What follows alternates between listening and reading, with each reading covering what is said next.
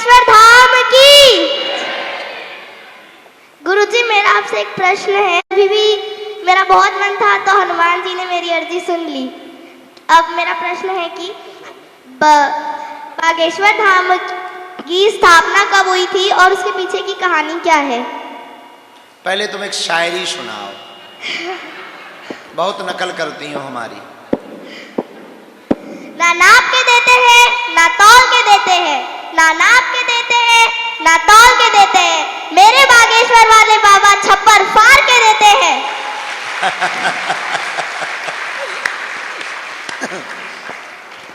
सुनो, पूज्य श्री की थी उत्तराखंड के बागेश्वर जिले में जो बागनाथ मंदिर है, वहां पर जो महादेव विराजमान है, उन्हीं के जैसे स्वरूप के महादेव, उन्हीं की जैसी तीक्ष्णता उसी काल के बागनाथ मंदिर जो उत्तराखंड का है, उसी समय के बाद की समकक्ष की स्थापना बागेश्वर धाम की मानी जाती है।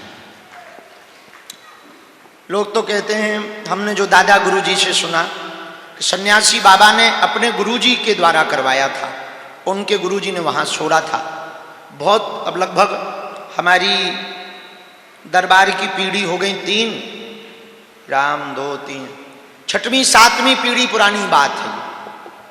7 पीढ़ी हो गई है, उसके पुराने की बात है ये। अब 7 पीढ़ी में यदि 70-80 साल ही, 8 पंचे 40, 300-400 साल पुरानी बात हो गई है, तब की स्थापना है ये बागेश्वर धाम मंदिर की। 322-23 साल तो सन्यासी बाबा को हो गए, 23 साल, 323 साल हो गए हैं सन्यासी बाबा को जीवंत समाधि लिए हुए। तो गड़ा गांव पहले गढ़ था, 7 गांव के राजाओं का एक मुखिया वहां बैठता था, इसलिए उसको गढ़ कहते थे। अब भ्रंश होकर बाद में उसका नाम गड़ा हो गया। गढ़ था, वहां के जो गौड़ राजा थे, वहां के गौड़ राजा के कुल पुरोहित श्री सन्यासी बाबा थे, शुक्ल वंशीय सरयू पारी ब्राह्मण। गोरखपुर के पास मामखोर नामक गांव से चलकर गढ़ में आए थे, गड़ा में, जहां आज वर्तमान में गड़ा कहा जाता, वहां चलकर आए थे। उस राजा ने, जो गौड़ राजा था, उसने तलवार की धार देखने के लिए गाय को काट दिया था। उससे रुष्ट होकर के सन्यासी बाबा ने प्रण लिया था कि जब तक इस राजा का विनाश नहीं हो जाएगा तब तक हम अन्न जल ग्रहण नहीं करेंगे और तप करेंगे हनुमान जी का। उसके बाद में पूरा राजा का राज्य साम्राज्य सब बर्बाद हो गया। राजा ने खूब क्षमा भी मांगी, इन्होंने क्षमा नहीं किया, इनका भक्ति में मन लग गया। इन्होंने 1.25 करोड़ हनुमान चालीसा के पाठ किए। 84 वर्ष लगे 1.25 करोड़ हनुमान चालीसा के पाठ करने में, 84 साल, 120-21 साल तक शरीर रहा। इसके बाद हनुमान जी का जब साक्षात्कार हुआ तो हनुमान जी ने कहा, मांगो पंडित जी। बोले अब हमें कुछ नहीं चाहिए, आशीर्वाद दो। तो हनुमान जी ने कहा, आज से हम इसी पेड़ के नीचे बैठे हैं, कालांतर में कलयुग में हनुमान जी के 3 रूप बालाजी के रूप में पूजे जाएंगे, सालासर बालाजी, मेहंदीपुर बालाजी और बागेश्वर बालाजी। और तीनों रूप विविध प्रकार के हैं। सालासर के हनुमान जी जवान हनुमान हैं, उनके मूछें हैं। मेहंदीपुर के बालाजी बूढ़े हनुमान हैं, उनकी दाढ़ी है। बागेश्वर के हनुमान जी बाल हनुमान हैं, छोटे रूप में। तीनों बालाजी में 3 रूप हैं और तीनों जगह एक एक संत की महिमा है। सालासर में जो बालाजी प्रकट भये हैं वो मोहनदास बाबा के कारण प्रकट हुए हैं, उनकी समाधि वहां है। मेहंदीपुर में जो बालाजी प्रकट भये हैं वो समाधि वाले बाबा के कारण प्रकट भये हैं। बागेश्वर में जो हनुमान जी प्रकट भये हैं वो सन्यासी बाबा के कारण प्रकट भये। ये कहानी है। बैठ जाओ चटर पटर। धन्यवाद गुरुजी। जब मैंने आपसे पहली बार प्रश्न किया था तब भी मेरा बहुत मन था कि मैं आपसे आशीर्वाद लूं, क्या मैं भी आ सकती हूँ? तुम्हें कोई मना नहीं कर सकता बेटी, बहुत मीठी वाणी है तुम्हारी। थोड़ा आगे भी माइक लाओ। सीताराम महाराज जी। सीताराम महाराज जी, मेरा एक प्रश्न ये था कि हमारे हिंदू सनातन धर्म में लोगों को मैं देखता हूं कि श्रावण में और नवरात्रा में 9 दिन लोग उपवास करते हैं, उसमें जूता चप्पल छोड़ देते हैं मगर मुंह में गुटखा जरूर खाते हैं। तो ये क्या ऐसा ये सफल है? आप पवित्र है? नहीं, अपथ्य पदार्थ अभक्ष भोज मुख में है तो उस मुख से लिया हुआ भगवान नाम, बीज मंत्र, जप, तप, नियम, व्रत सब अमान्य है। जिस साधक की साधना में अभक्ष भोज्य पदार्थ हैं, विचार करो जिस मुख से पवित्र नाम भगवान का लेना है उस मुख में जो है तंबाकू डली हो, भगवती का नाम लेना है उसमें तंबाकू हो, क्या बीतेगी भगवती पर, जिह्वा पर। दूसरा ये महाराज जी कि उसमें कई लोग ऐसे भी हैं जो लोगों गांव में लोगों का कर्जा लेकर के पैसा खा चुके हैं और वो लोग भी चप्पल छोड़ के बोलते हैं कि भाई हमारा जिस दिन कर्जा छूटेगा तब हम चप्पल पहनेंगे। तो ये कहां तक सच है? कुछ लोग होते हैं, बुरा ना मानना, कर्जा चप्पल छोड़ने से नहीं चुकेगा, व्यापार करने से चुकेगा। जी महाराज जी। हाँ, व्यापार करने के प्रण को लेकर के यदि, क्या नाम है,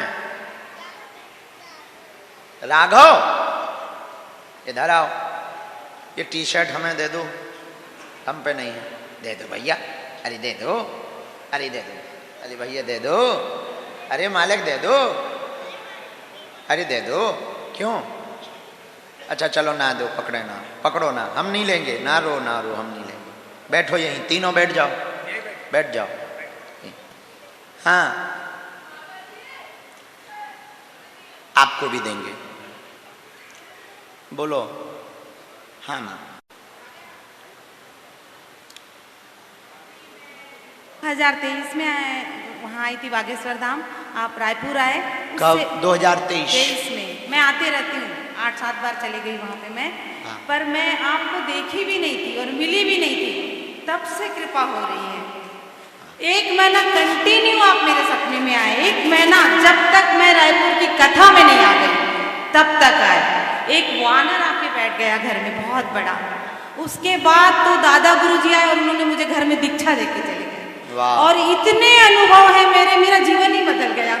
मैं 55 साल की हूँ, विडो महिला हूँ, 32 साल की उम्र में विधवा हो गई थी। इतना मेरा जीवन ही बदल, इतने आनंद में, उतना दुख तकलीफ है लेकिन मुझे कुछ फर्क ही नहीं पड़ता।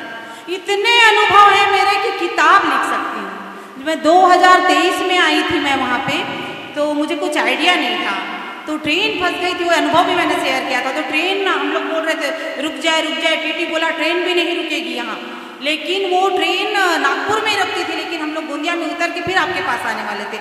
वो ट्रेन रुक गई, प्लस मैं वहाँ गई, दर्शन की। वहाँ जिस दिन वापस आ रही थी मेरे पीछे पीछे नीलकंठ आया, तो मैंने कहा, फिर मैं बाद में और गई मैं वहाँ पे, तो मैंने कहा आपने इतने दर्शन कराए अच्छे, बस नीलकंठ का दर्शन नहीं हुआ। तुरंत नीलकंठ आके बैठ गया। फिर मैं अभी इस बार प्रयागराज गई थी, बहुत अनुभव है मेरे, मैं अभी लेटेस्ट का बता रही हूँ। तो वहाँ से जब मैं गई तो सतना से आई तो मेरा बैग टूट गया, सब बहुत सारा परेशानी हो गया, अकेली थी मैं। तो मैं बोल रही थी अब चल नहीं पा रही हूँ, और बागेश्वर धाम में आधे रास्ते में ही ऑटो को रोक देते हैं, इतनी भीड़ रहती है। तो जब मैं बोली अब कोई ऑटो मुझे मिल जाता या कोई गाड़ी मिल जाती, ऐसे बोल के बहुत मुश्किल सामान गिर रहा था मेरा, और जा रही है मंदिर के आसपास ही पहुंची, एक लंबा सा आदमी खड़ा हुआ, बाबा है कौन है मैं नहीं जानती, मैं तो बाबा ही मानती हूँ उनको। उन्होंने कहा मैया को गाड़ी में बिठा, अपने आप एक गाड़ी आ गई और मुझे जहाँ जाना था वहाँ छोड़ के आ गए। और नीलकंठ दूसरी बार भी आके बोली, मैं सबको बताई नीलकंठ के दर्शन, वो आके बैठा। माने इतने अनुभव, अपार बड़े बड़े अनुभव है मेरे कि मैं मतलब किताब लिखूंगी और आपको सौंप दूंगी, इतने अनुभव हैं। तो इजाजत लेना चाहती थी मैं आपसे उनका। बहुत आशीर्वाद, जैसी आपकी गुरुजी ने सुनी सबकी सुने। गुरुजी मेरा कोई पहचान नहीं है, कोई सोर्स नहीं है, पर मैं हर बार आपके पास पहुंच जाती हूँ, आपके पास ही रहती हूँ बागेश्वर धाम में। अच्छा। मेरा कोई पहचान नहीं है, मेरा कोई पहुंच नहीं है, पावर नहीं है, पैसा नहीं है, पर सन्यासी बाबा मुझे आपके पास भेज देते। वो आते हैं, मुझे डांटते भी हैं, 4 बज गया सो रही, उठो। आप जैसे कुछ करते हो ना, वो आवाज लगाते हैं। मेरे मन में चल रहा है मैं गाय का सेवा करूं, तो गाय की आवाज आती है मेरे कानों में। और इतने अलग अनुभव वो तो बता नहीं सकती मैं। उस सन्यासी बाबा की मैं साधना भी ले ली हूँ, बहुत सुंदर। आपकी दीक्षा भी ले ली हूँ। मेरा बहुत जीवन आनंद में बीत रहा है। ऐसी कृपा बनाए रखे मुझ पर। सदैव प्रसन्न रहो, खुश रहो। जय हो। सीताराम सीताराम। पीछे माइक। जय सीताराम। जय श्री मैं विजय रायपुर से हूँ। एक प्रश्न है, मैं बहुत आध्यात्मिक हूँ, सुबह शाम ध्यान करता हूँ और पूजा पाठ भी करता हूँ, पर कई बार ध्यान करने से ना कोई नेगेटिविटी रहती है ना, तो मेरे को बहुत परेशान करती है, एकदम बेचैन हो जाता हूँ एकदम। तो उसके लिए कोई उपाय मतलब नेगेटिव मतलब भी हो सकता है, भूत प्रेत की बाधा हो या कुछ और हो, तो परेशान कर देती है और पूजा पाठ नहीं करने देती मुझे। कल दरबार लगना है जी। तो यदि नेगेटिविटी होगी तो आज हमको गुरुजी ने आज्ञा दे दी है कि कल प्रेतराज सरकार का दरबार भी लगाया जाएगा। तो आप कल उसमें जरूर बैठिए। ऐसा कुछ होगा तो वो खींचने लगेगा अपने आप ऑटोमेटिक।